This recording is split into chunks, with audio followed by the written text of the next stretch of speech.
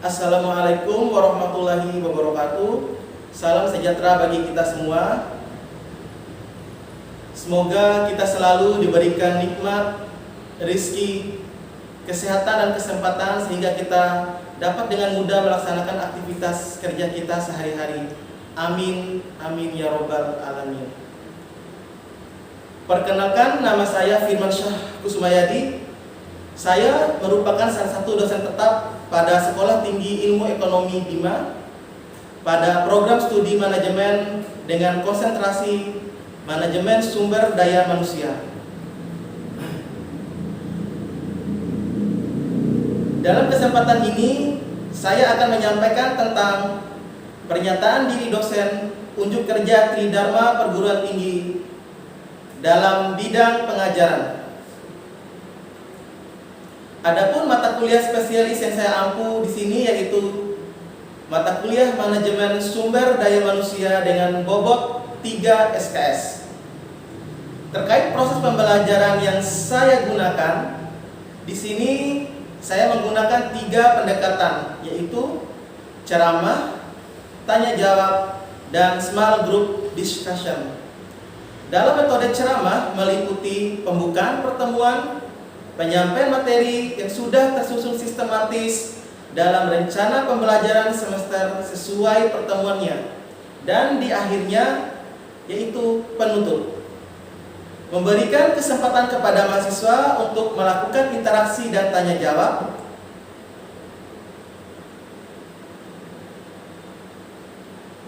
Kemudian dilanjutkan dengan proses diskusi. Nah, dalam proses diskusi ini saya akan membagi menjadi beberapa kelompok untuk mendiskusikan dan memecahkan studi kasus yang ada di dalam organisasi maupun di dalam perusahaan.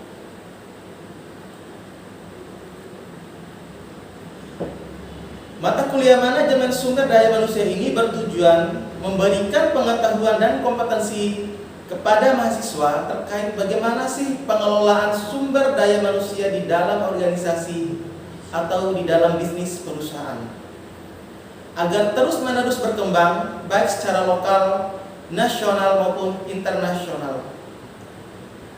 Diharapkan mahasiswa mampu memahami dan menganalisis isu-isu dan permasalahan dalam manajemen sumber daya manusia secara komprehensif dan mampu mengimplementasikan ilmu sumber daya manusia dalam kegiatan organisasi atau perusahaan, serta mampu mengimplementasikan berbagai kendala yang dihadapi oleh perusahaan atau organisasi. Adapun materi yang akan dibahas selama 1 semester yaitu meliputi fungsi-fungsi dasar dari manajemen sumber daya manusia, permintaan dan penawaran SDM, analisis jabatan, rekrutmen SDM, seleksi SDM, orientasi, pelatihan dan pengembangan, perencanaan karir, penilaian kinerja, kompensasi, tunjangan dan penyelesaian hubungan industrial, dan audit SDM. Adapun capaian pembelajaran lulusan yang ingin dicampuh dan dicapai dalam mata kuliah ini ialah mahasiswa mampu memahami ruang lingkup, fungsi dan konsep dasar dari manajemen sumber daya manusia, mampu mengidentifikasi dan menganalisis konsep manajemen sumber daya manusia di dalam organisasi atau perusahaan. Kemudian mahasiswa diharapkan mampu beradaptasi dan memecahkan masalah SDM secara kreatif, inovatif, serta bertanggung jawab. Berikut saya tampilkan proses pembelajarannya. Assalamualaikum warahmatullahi wabarakatuh. Waalaikumsalam warahmatullahi wabarakatuh. Gimana kabarnya semua adik-adik sekalian? Baik. Semoga kita semua senantiasa diberikan nikmat rezeki, kesempatan dan kesehatan sehingga kita semua dapat berkumpul guna menghadiri perkuliahan mata kuliah dari manajemen sumber daya manusia dengan bobot SKS 3 SKS.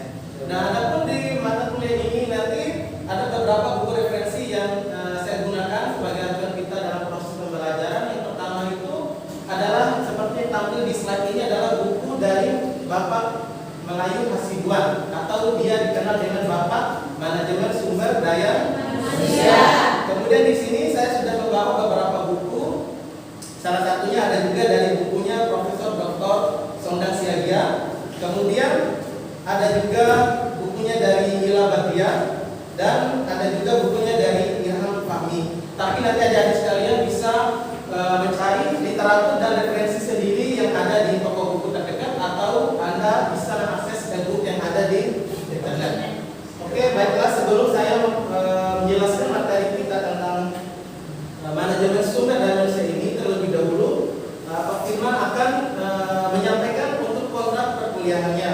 Jadi untuk kontrak perkuliahan ini nanti selama 1 semester ada 16 kali pertemuan, di mana pada pertemuan minggu ke-8 itu adalah ujian dengan semester. Oke. Kemudian di pertemuan ke-16 itu adalah ujian akhir semester. Oke.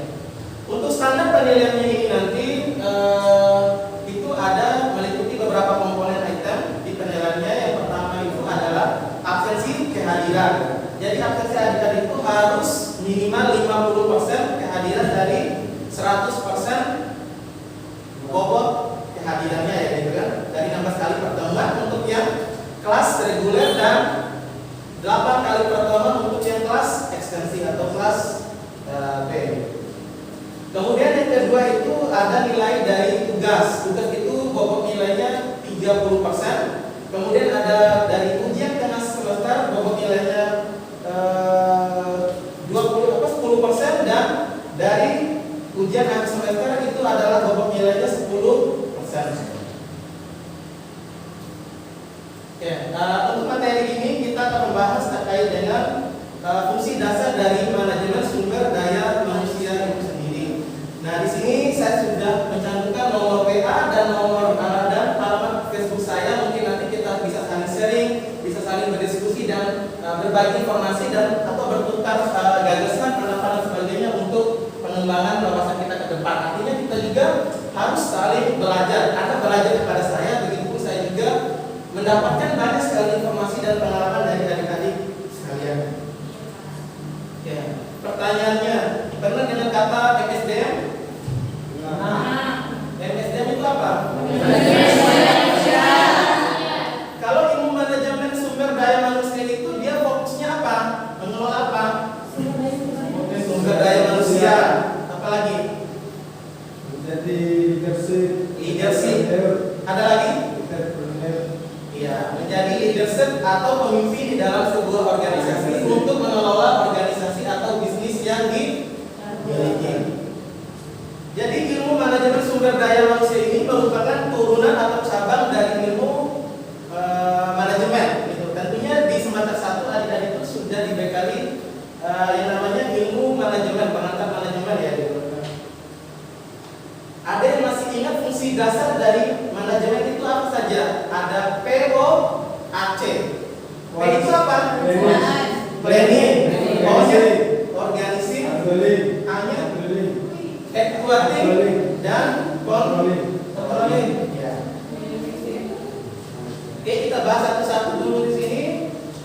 Di sini ada beberapa istilah definisi dari para teori, nanti banyak sekali di internet atau di buku yang bisa Anda akses. Salah satunya adalah Melayu Hasibuan. Nah, dia punya teori terupdate tahun 2017 halaman 10. Di sini dikatakan seni dan ilmu yang mengatur hubungan dan peranan tenaga kerja secara efektif dan efisien untuk membantu terwujudnya tujuan perusahaan, karyawan dan masyarakat. Kemudian manajemen sumber daya manusia adalah kemanfaatan para individu untuk mencapai tujuan-tujuan organisasi. Oke. Definisi selanjutnya terkait dengan manajemen sumber daya manusia ini adalah suatu seni dan ilmu dalam proses pengorganisasian, pengendalian dan pengawasan kegiatan-kegiatan yang berkaitan dengan analisis pekerjaan, evaluasi pekerjaan, pengadaan, pengembangan, kompensasi, promosi sampai pada proses pemutusan hubungan kerja. Jadi akan kita bahas selama 1 semester di materi rencana pembelajaran semester dari pertemuan 1 sampai pertemuan ke-16 itu, ke-16 itu kita akan membahas ini mulai dari proses analisis data hubungan kerja. Sampai di sini ada yang mau ditanyakan? Suatu mau bertanya. Ya, silakan suatu. Apa yang mau ditanyakan? Kenapa sih Pak seni dan ilmu itu penting untuk dimiliki oleh seorang pemimpin atau manajemen? Ya, itu pertanyaan yang bagus sekali ya. Ini harus kita pahami kenapa seni dan ilmu itu harus dimiliki oleh seorang pemimpin atau manajer dalam sebuah organisasi atau sebuah perusahaan. Ada yang bisa jawab? Ya Fitra, kenapa alasannya Fitra itu kenapa sih ilmu itu penting dan kenapa seni itu penting? Apa? Begini, karena kalau ingin menjadi seorang pemimpin dia harus mampu mengenai semua anggota di bawah ataupun pegawainya agar pegawainya itu bisa melakukan pekerjaannya dengan baik apabila pemimpin itu memiliki skill ataupun daya tarik terhadap pegawainya itu tersebut. Iya. Kenapa sih seni itu harus dimiliki oleh seorang manajer? Tadi dulu sudah dibahas. Seni itu apa? Berkaitan dengan apa? Kalau seni Daya tarik, Pak. daya tarik ya, atau nilai estetika di dalam sebuah organisasi itu sendiri. Misal kalau pemimpin itu tidak memiliki daya tarik maka karyawan ataupun pegawai itu tidak nyaman dalam sebuah bagian tersebut. Oke, selanjutnya ini tadi ilmu itu adalah suatu hal yang sudah tersistematis dan sudah diuji kebenarannya, dan kita juga harus pahami sebagai pedoman kita sebagai peneliti selanjutnya. Contoh ilmu yang sudah dikeluarkan oleh para ilmuwan itu di dalam sebuah teori yang sudah dibukukan atau sudah dipublish dalam sebuah jurnal itu adalah pedoman kita sebagai para peneliti selanjutnya. Artinya ilmu itu sudah diuji kebenarannya dan mampu diaplikasikan pada kehidupan sehari-hari. Kemudian seni itu adalah suatu hal cara berkomunikasi, kemudian cara kita menyampaikan arus informasi terhadap komunikan atau lawan bicara kita. Tujuannya apa? Tujuannya adalah agar mereka bisa merespon apa yang kita inginkan ya. Intinya di dalam kehidupan kita saat ini itu adalah apapun permasalahan atau bentuk tantangan atau permasalahan yang kompleks di dalam organisasi bisa kita selesaikan secara bersama melalui yang namanya seni komunikasi. Itu juga dibarengi dengan wawasan yang luas dan relasi dan sebagainya.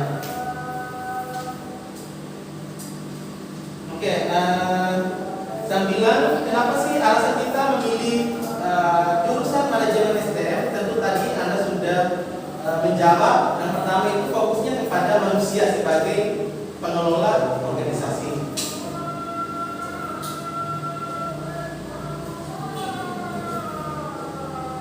Jadi ada beberapa tujuan dari manajemen sumber daya manusia ini. Yang pertama itu kita lihat adalah tujuan dari organisasional, kemudian tujuan fungsional, tujuan sosial, dan tujuan personal.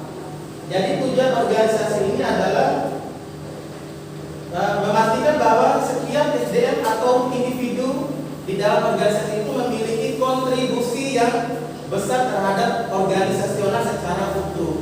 Artinya kita menuangkan kinerja kita secara maksimal atau secara seefektif mungkin gitu. Kemudian kita mengerjakan pekerjaan itu juga harus seefisien mungkin tanpa mengulur waktu kerja. Sikap loyal, sikap komitmen itu harus kita tunjukkan di dalam sebuah organisasi. Tapi balik lagi, organisasi itu juga harus memberikan hak dan hak-hak daripada karyawan itu sendiri. Jadi kita tidak boleh menuntut bahwa karyawan kita harus ini, karyawan kita harus itu gitu. Tapi apa yang kita berikan terhadap karyawan kita? Artinya bagaimana karyawan kita bisa termotivasi kalau tidak ada daya tarik atau stimulus dari sebuah organisasi. Contohnya apa? Adalah di reward atau penghargaan ya. Baik itu dalam bentuk kompensasi finansial maupun non finansial. Ya, kemudian tujuan fungsional adalah tujuan untuk mempertahankan kontribusi Departemen Sumber Daya Manusia pada tingkat yang sesuai dengan kebutuhan organisasi. Tujuan sosial adalah tujuan bagaimana perusahaan itu juga nanti dia selain bertanggung jawab kepada seluruh pemangku kepentingan di dalam organisasinya, dia juga harus menjalankan konsep CSR. Pernah dengar kata CSR? Apa? Corporate Social Responsibility atau tanggung jawab sosial perusahaan. Oke, yang terakhir adalah tujuan personal, yaitu membantu para karyawan untuk mencapai tujuan pribadi mereka sejauh mana tujuan tersebut dapat mendorong kontribusi individual bagi organisasi. Jadi kita bekerja di dalam organisasi itu tentu ada aktualisasi diri atau prestasi yang ingin kita capai gitu. Tujuan kita bekerja itu hasil akhirnya apa? Adalah prestasi kerja. Kalau kinerja kita buruk berarti bukan lagi prestasi tapi apa? Punishment atau sanksi hukuman ya. Apakah kita itu diberikan secara teguran tulis, teguran lisan, teguran tertulis atau sanksi berat, semacam pemutusan hubungan kerja tadi ya gitu. Tentunya akan berbeda halnya Anda bekerja di dalam birokrasi pemerintahan dan di dunia perusahaan. Kalau birokrasi pemerintahan tidak sembarang juga bisa memecat orang gitu, tentu ada aturan disiplin yang dijalankan, disiplin PNS-nya. Kemudian kalau di perusahaan, kalau kinerjanya kita buruk, berarti otomatis kompensasi atau gaji yang kita terima itu juga berdasarkan dari kontribusi kinerja yang kita berikan, itu ya.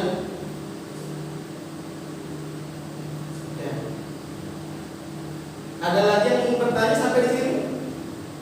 Tidak ada, Pak. Iya, ada di belakang Samu Rizal apa? Bagaimana sih menurut Bapak untuk menjadi seorang pemimpin yang mampu berkompetensi dan menjadi panutan dalam organisasi? Iya, bagaimana cara menjadi seorang leader atau pemimpin yang mampu berkompetisi dan berdaya saing gitu kan? Intinya di era kompetisi sekarang ini balik lagi kita sebagai pemimpin itu harus punya yang namanya keterampilan dasar yang wajib dimiliki oleh seorang pemimpin. Gitu. Kalau salah satunya kurang ya nggak bisa ya. Apa itu? Yang pertama itu adalah konseptual, gitu kan? Konseptual itu berkaitan dengan apa? Berkaitan dengan wawasan Anda, gitu kan? Mampu nggak Anda itu menjalin mengelola organisasi Anda? Mampu nggak Anda memberikan edukasi informasi yang jelas terhadap karyawan Anda? Mampu nggak Anda itu menjalin link bisnis atau mitra, gitu kan? Mampu nggak Anda itu mempertahankan produk Anda di pasar? Banyaklah aspek yang perlu dinilai. Yang kedua itu adalah berkaitan dengan kemampuan Anda dalam technical skill, gitu. Technical itu berkaitan dengan apa? Kalian tahu? Keterampilan teknik IT ya, gitu kan? IT. Kalau dewasa ini kita tidak bisa menjadi bisa mengoperasionalkan komputer minimal Microsoft, Word, Excel dan Office lainnya itu tentu kita akan tertindih oleh pesaing kita gitu. Karena sekarang ini kita aja mencari pekerjaan tentu harus memikirkan segala aspeknya gitu. Minimal adik-adik itu kalau ingin berkompetisi atau masuk di dunia perbankan atau di dunia instansi pemerintah sekarang ini harus bisa komputer gitu ya. Jadi usahakan waktu luang itu Anda pergunakan sebaik mungkin. Yang ketiga itu konseptual sudah, teknikal sudah. Yang ketiga adalah keterampilan Anda dalam sikap atau attitude kita. Balik lagi di dalam organisasi secara humanis ya, secara sisi kemanusiaan, orang yang pintar itu tetapi kadang dia tidak beretika itu sulit gitu. Terkadang sisi humanisnya apa? Orang yang bisa dibilang itu kurang pintar atau kurang tanggap terhadap segala sesuatunya, tapi kalau dia punya sisi etika yang baik juga, dia pasti akan ada sisi kebijakan dari pihak perusahaan. Apakah dia lebih dominan menerima atau ada pertimbangan lainnya gitu kan? Tapi secara umum kita harus punya ketiga-tiganya gitu kan? Oke, terakhir adalah perbedaan manajemen personalia dan manajemen SDM. Kalau dulu kita mengenal bahwa istilah manajemen SDM ini belum ada gitu. Kita dulu mengenal dengan istilah manajemen personalia. Pernah dengar kata manajemen personalia? Kalau manajemen personalia itu adalah manajemen kepegawaian gitu. Karena istilah zaman dulu itu belum terlalu banyak dunia industri seperti saat ini gitu kan. Ya, era orde baru itu dia era orde lama itu kan dia masa penjajahan ya gitu kan. Masa penjajahan tarik dengan presiden apa? Sebelum presidennya Soekarno ya gitu kan. Gitu. Kalau era orde baru itu pemimpinnya siapa? Soekarno. Ya. Era orde baru itu ditanda dengan era sektor pertanian ya gitu kan. Kalau dulu rakyatnya makmur-makmur juga gitu kan, lahannya masih luas gitu, jadi kegiatan ekspor-impornya masih lancar juga ya, karena kita sumber dayanya masih sangat banyak gitu. Cuman sekarang kendalanya sumber daya kita ini sudah banyak dikelola oleh pihak asing ya gitu ya. Tidak tertutup kemungkinan ini juga perlu menjadi atensi atau pertimbangan juga bagi kita. Kenapa sih? Apakah kita ini kurang berdaya saing atau bagaimana? Sebenarnya kita tidak seperti itu ya gitu ya. Cuman secara umum populasi di kita ini budaya membacanya kurang, makanya impact atau dampaknya itu larinya kepada IQ atau pengetahuan ya gitu kan. Makanya sekarang ini budaya membaca itu harus terus digaungkan ya. Ya. Kemudian yang terakhir adalah manajemen SDM ini adalah perbedaan dasarnya. Kalau di manajemen personalia ini dia menitikberatkan bahwa manusia itu adalah sebagai mesin yang harus mengerjakan segala pekerjaannya selama lebih kurang 24 jam gitu. Jadi kalau dulu istilahnya kerja rodi ya gitu kan, kerja rodi. Kalau manajemen SDM ini kita memanusiakan manusia, artinya manusia itu sebagai aset yang perlu dipertahankan ya gitu kan. Oke, terakhir sebelum saya tutup dan saya kasih tugas, ada yang mau ditanyakan lagi? Ada Pak. Ada Fetia. Oh Fetia, Iya. Berhubung Fetia sudah tulis, saya mau tanya Pak ya, bagaimana cara agar perencanaan awal yang kita susun dapat berjalan lancar dan tidak terjadi kegagalan untuk mencapai tujuannya? Ini menjadikan perhatian khusus bagi kita sebagai pelaku bisnis atau pemimpin di dalam organisasi. Terkadang perencanaan itu adalah sesuatu yang harus kita rumuskan terlebih dahulu ya gitu kan, sebelum dituangkan dalam sebuah proses implementasi gitu kan. Terkadang perencanaan yang kurang matang itu akan berdampak pada tidak tercapainya tujuan organisasi. Makanya kalau kita ingin merencanakan segala sesuatu itu kita harus matang gitu. Bagaimana cara pelaksanaannya, siapa yang mengkoordinir, berapa jumlah biaya dan sebagainya. Kita juga harus memperhatikan perakhiran cuaca sekiranya kita berkecimpung di dalam dunia bisnis ya gitu kan. Oke, ada lagi nggak ada? Itu aja ya. Nah, terakhir saya kasih tugas ini nanti adik-adik kumpulkan di Google Classroom ya gitu kan. Ya, semuanya sudah bergabung di Google Classroom kan? Oke, tugasnya adalah Anda merangkum atau membuat makalah terkait dengan fungsi dan ruang lingkup dari manajemen sumber daya manusia itu sendiri. Kemudian nanti Anda bisa file Word-nya itu di-PDF-kan lalu dikirim ke Google Classroom. Sistematikanya ada di situ nanti, pakai huruf Arial 11 dan spasi 1,5. Pengirimannya batasnya 3 Juli hari Minggu ya, 3 Juli 2022 jam 12 malam. Itu ya. Bagi yang tidak mengirim langsung ke data di situ. Bagi yang sudah mengirim langsung saya nilai di situ, kasih skornya. Oke, itu saja. Karena berhubung waktu, demikian pernyataan materi yang dapat saya paparkan. Lebih dan kurang kita akan bertemu di lain kesempatan. Wassalamualaikum warahmatullahi wabarakatuh. Demikian video pengajaran dari saya. Semoga dapat bermanfaat untuk adik-adik sekalian. Lebih dan kurangnya saya mohon maaf. Wassalamualaikum warahmatullahi wabarakatuh.